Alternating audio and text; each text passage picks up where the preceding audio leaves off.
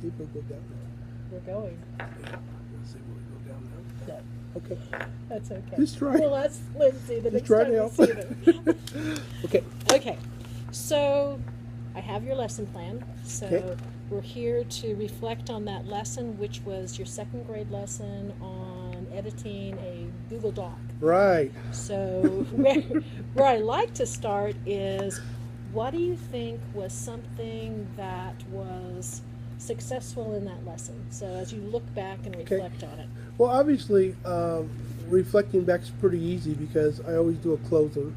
And on a closing, I try to ask some essential questions relative to the lesson.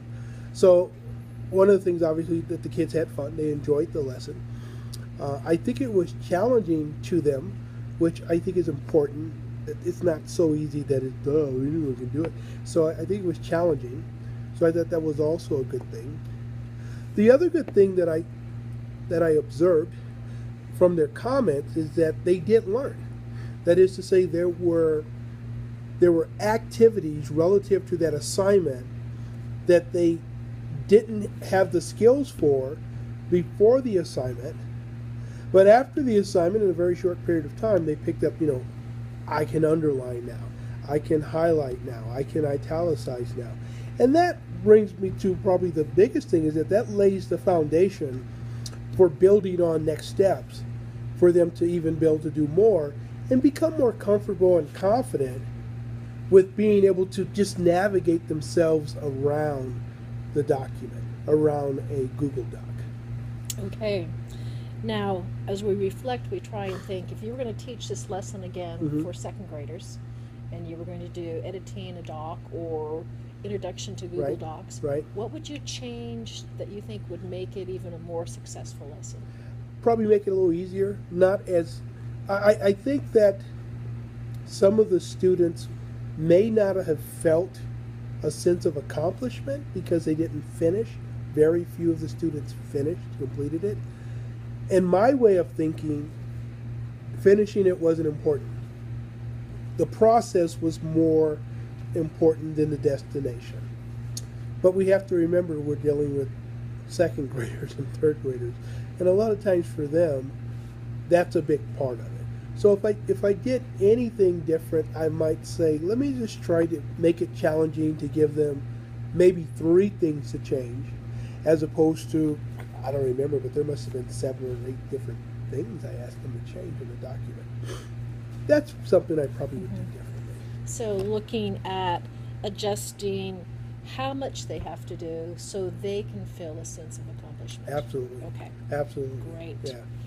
I have just a couple questions on your lesson plan. Okay. So one is, you had for the assessment was formative assessment without diagnostic testing.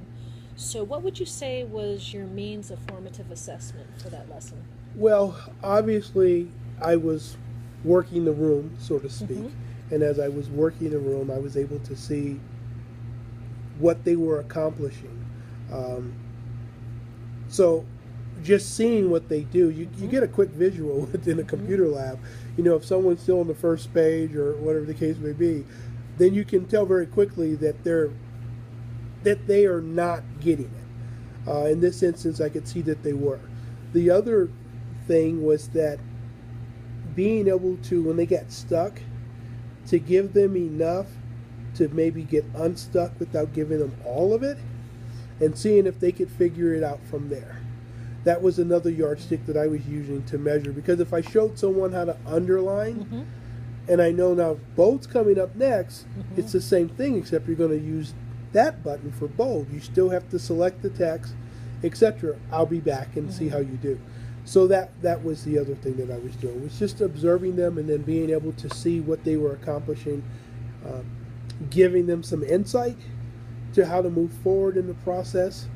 So if I was going to label that, I'd label it in that teacherese as selective prompting of the students. Absolutely. And then stepping back and giving them a chance to... A lot of stepping back. Right.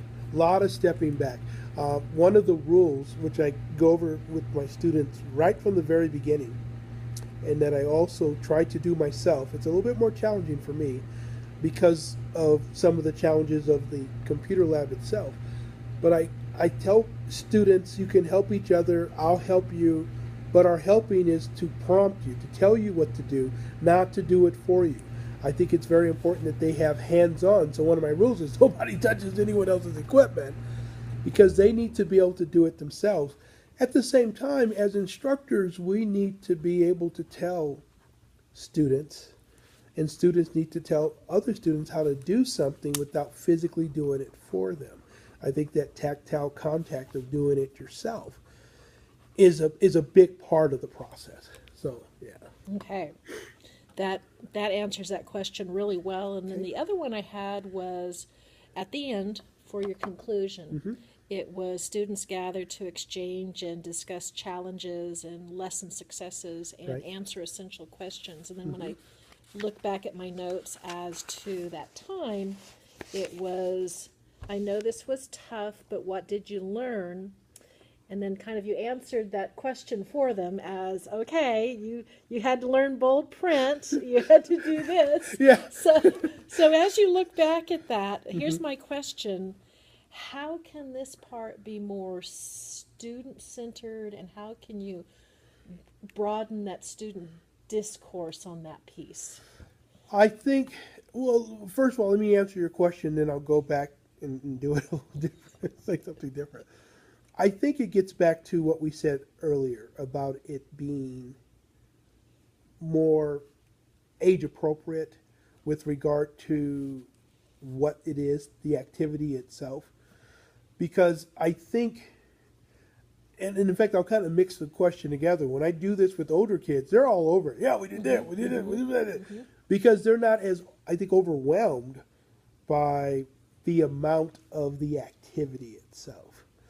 I think when the students, who are the first graders and second graders do this activity, and I get them together and I say, okay, what did you learn? Again, getting back to kind of their mindset is more of, when we finish it, we've learned. If we haven't finished, we haven't learned. So that's why I was prompting them to help them to appreciate that they actually had learned more than they were articulating. So for me, the way to draw that out of them to make it more student-centered is not make it so challenging up front for them. Again, we don't want to make it too easy, but we want to make it difficult enough that they're challenged, but not so difficult that they can't complete it or almost complete it, in which case they would probably have more excitement and more awareness around what they accomplished, because they accomplished a lot in that lesson, but they didn't have the awareness, and I think that's why. Okay, you've taken me. It's like you've set me up for my next question, my next discussion. So it goes right into that, as you said, the age appropriateness for it really determined how much they could actually discuss and complete. So I had a question here on the notes as to, see if I can find that exactly. Okay, I said, here's my question for you as to, you want them to be working on word processing, you want them to be starting to edit so that they can learn some of those tools. So how could you break this task down into smaller pieces that they could accomplish and feel that sense of accomplishment that you think was missing on it? And what could change if maybe you changed even the text that they were editing or the size of the font they were editing? Yeah, that's really easy. We could, again, there were probably 7, 8 different activities that they were doing within that. They were italicizing, they were underlining, they were bolding, they were changing font size larger, they were changing font size smaller. So obviously we can break that down depending on the age group, where maybe we're just doing underlining, or maybe we're just doing highlighting, or whatever the case may be. And then take it where we maybe put the two of those together. And then as far as changing the the content, the content would be easy to change. There's a lot of ways to change that. I have more age appropriate content that I could use, number one. Number two, I could also reach out to the teachers and say, is there anything that you guys are working on right now that maybe we could use? So But maybe like a poem they're already Oh, doing sure, in absolutely. their class, Absolutely. Yeah. or something that they have in their reading. Or, But I'll have to confess to you, I was killing two birds with one stone. In that part of that lesson was for you, and part of it was for an assignment that I had through Cal State Fresno, where we brought in some cultural responsiveness into the lesson itself. So in fact, I would say this: I would have never chosen that content if it weren't for that part of the assignment. The flip side of it is that I've also debriefed the lesson that you and Gary saw together.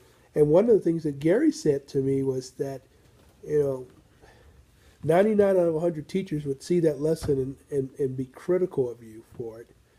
And he says, but the one teacher who would not be is me, being himself, because he thinks, and this is something that kind of comes out of the Fresno culture, is that there's too much hand holding, that there should be a little higher bar set for students, because if you set that bar higher and have higher expectations of them, they'll eventually have higher expectations for themselves.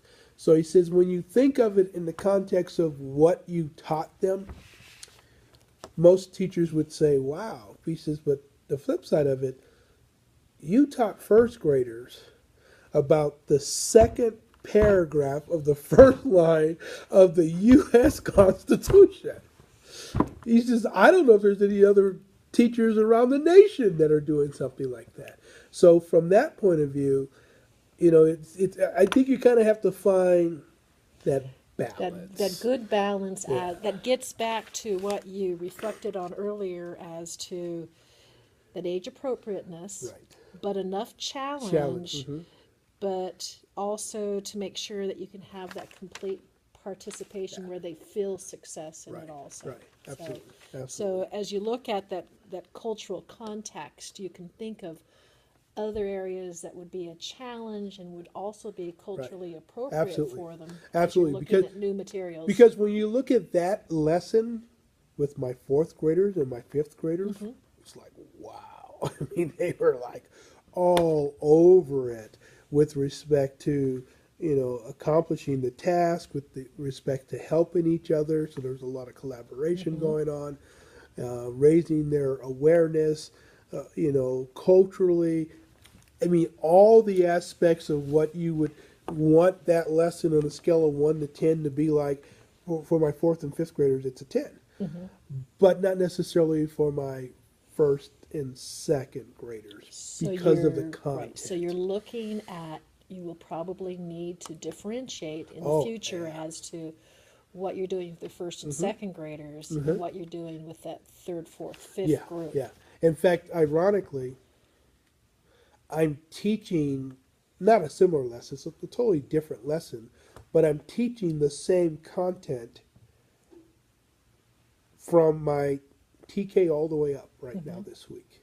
However, the aspects of it, the expectations, and where I go with it with each one is completely different. That's where you get your Completely different. differentiating for those students. Yeah, So, you mean if I had, I think I had second grade.